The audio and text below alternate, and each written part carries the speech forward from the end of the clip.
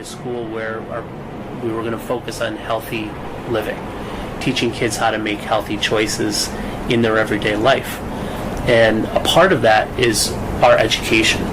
We bring in Fan for Kids, which is a health and nutrition organization, and the Coalition for Healthy School Foods, the Alliance for a Healthier Generation, to help us, one, set healthy goals for us as a school, but to help educate the kids on what it means to make healthy choices. So a large part of that has also been our breakfast and lunch programs. So back when we started the school 5 years ago, there's a small group of us.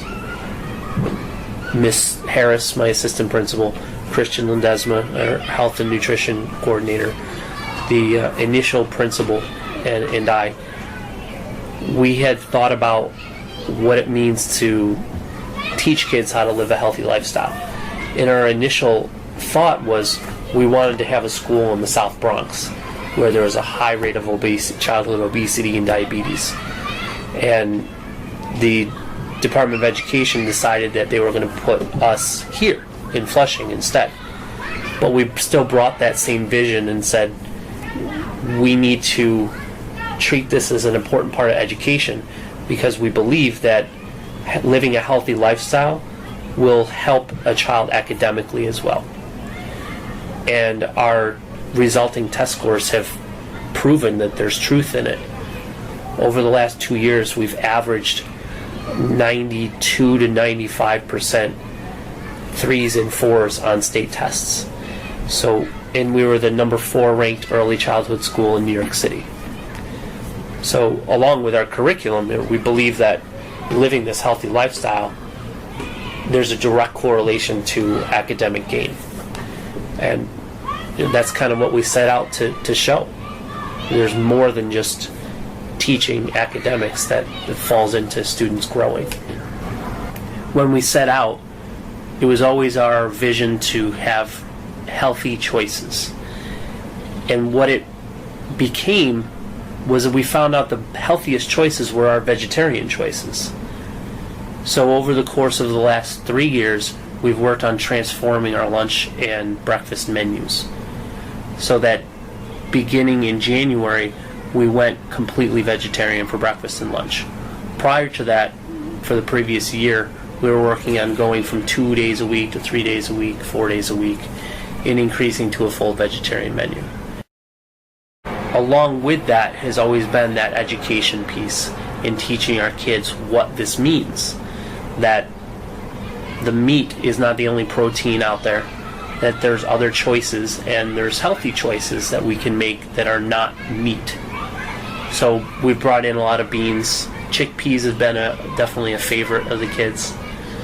A lot of kidney beans, black beans, tofu. That's transformed our menu. So now we're at a point where we've announced about a month ago now that we were the first vegetarian school in New York City for sure. And we believe that it could be the first public school in the country to go completely vegetarian. And as we grow, it's always our purpose to teach them how to live a healthy life and make healthy choices and bring it home to their families as well. It's been really interesting to see what they like and what they don't like as much. We're the official test kitchen for New York City for vegetarian items, so we've been trying for about 1.5 years different menu items. One of them being hummus. The kids love hummus. I never expected how much they would love it. So that's something that's went into the salad bar. And the salad bar itself, they love. We've only had that for about 1.5 years. But there's a lot of kids that'll go and just get a side of corn or a side of peppers, or salad, just lettuce on its own to eat with their beans and rice and mixed vegetables. So they'll kind of concoct their own menu item too. You know, if someday there comes to be healthy meat options, that's something that we'll look at. I'm not saying that it will never be an option. It's just what is available right now is, as healthiest option, is the vegetarian option. So for a school food menu item, School Foods only has about 95 cents per serving that they can set up for.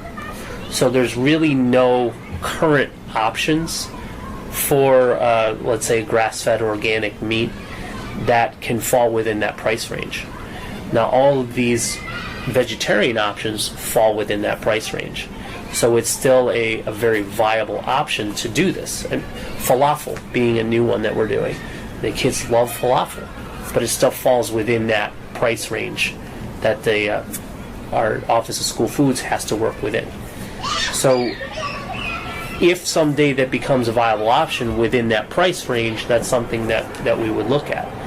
But as it stands now, that's not possible. So again, it goes back to what's the healthiest viable option. For the last 2 years, we've had family dinner nights, and the parents will come in with the kids to try out the menu items that we have and serve the kids. And the response has been phenomenal. We just had one 3 weeks ago, and we had 140 people in our cafeteria. I had one father come up to me and he said, I never had my kid eat school lunch. He said he sent his child with school lunch every day. But he told me that since he tried the food that night, he said he'll never send his kid with lunch again. That he'll have him eat cafeteria lunch every day, because he got an opportunity to see the quality and the types of food being served and how different it's become. So that's kind of a story that I take to heart and say, okay, I know that we're doing something because I've heard this change from parents, and that makes a difference to me, and I think to the whole school. One of the big things you'll see across New York City is the first things to get cut become the arts and phys ed. So for us, our kids have phys ed about twice a week. We'd love to do it more. But in addition to phys ed, they have health and nutrition, so that they do a food tasting every month. They do an understanding of what making healthy choices is. They have daily recess. Unless it's like 20 degrees and snowing, they're outside. And that's a big change from a lot of other schools. We make them get outside and have exercise. In classrooms, we've done Move to Improve, which is it's a method of teaching in exercise breaks for kids to help with their focus in the classroom. And our staff as well. We look for people that are interested in this vision, that want to further the ideas that we've created in this community.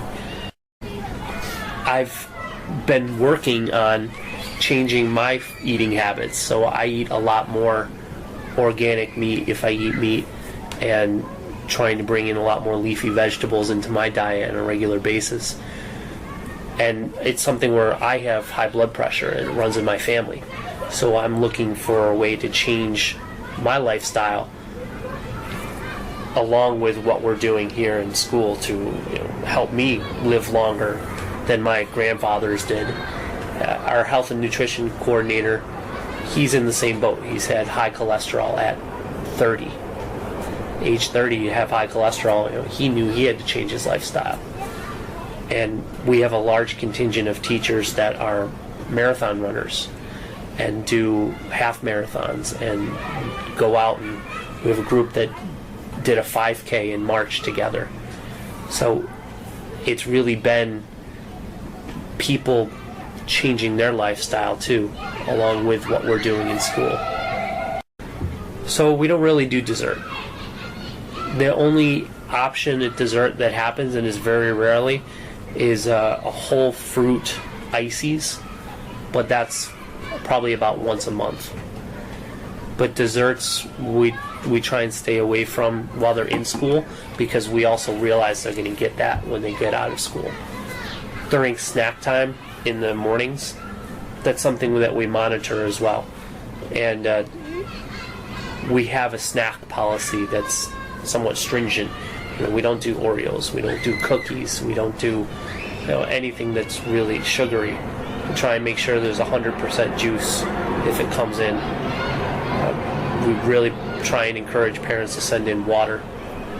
So it's something that we monitor, even to the point where when there's parties, like we don't do birthday parties, so there shouldn't be any cake in this building ever.